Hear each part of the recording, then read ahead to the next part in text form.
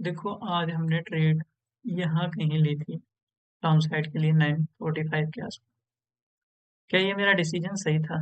मेरा आंसर है नो। क्यों? रीजन बता देता हूँ।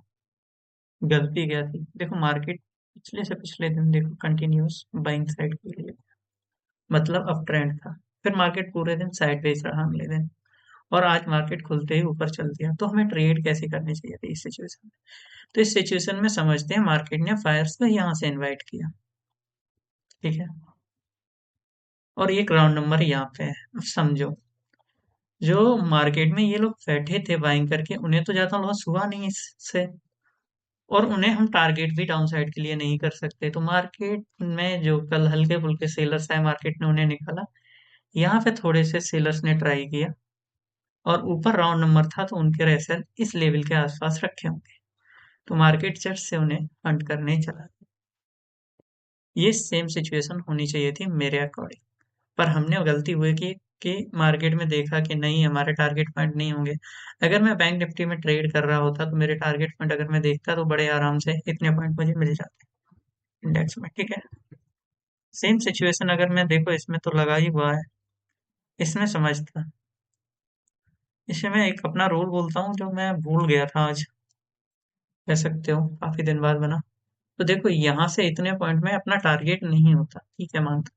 लेकिन अगर वही सेंसेक्स को हम देखते हैं इसी कैंडल से, तो राउंड नंबर तक अच्छे खासे एसएल थे हमारे पास।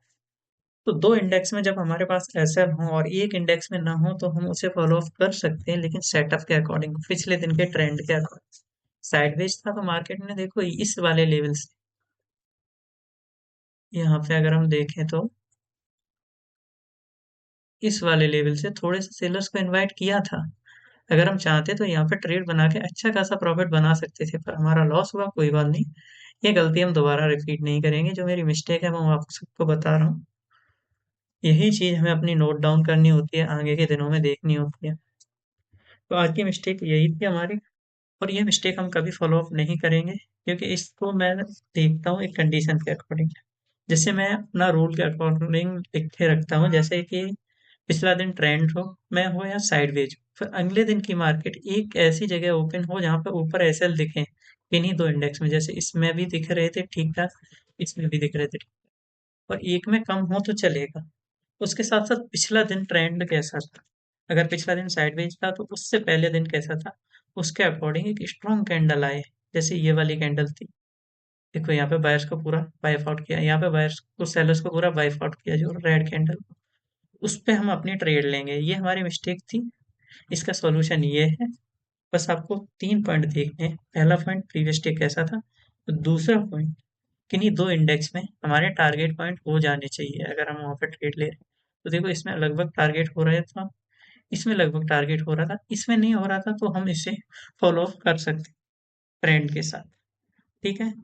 ये हमारी सिचुएशन थी। हाँ, इसमें एक जरूरी चीज होती है, कोई एनी वन इंडेक्स इसके ऊपर होनी चाहिए, प्रीवियस डे हाई के ऊपर। नहीं तो कल जैसी सिचुएशन सारी हो जाएंगी जैसे इसमें हुआ था। देखो ये भी थी प्रीवियस डे के अंदर, ये भी थी प्रीवियस डे के अंदर, और ये भी थी प्रीवियस डे के अंदर। तो इसमें ये रूल काम नहीं करता है, क्योंकि फिर मार्केट में जाने के लिए स्पेस नहीं होता है, जैसे कि कल मैंने बताया था। इसमें दिख रहा था, इसमें था ही नहीं, इसमें भी नहीं था, इतना ही था। तो वो पूरा स्पेस चाहिए, तो आपको एक इंडेक्स तो उस दिन के लिए बाहर होनी चाहिए। तो ये थी आज की मिस्टेक, और इसका सॉल्यूशन, दोनों चीजें मैंने आपको बता दी हैं। मिलते हैं मंडे को नई ट्रेड के साथ।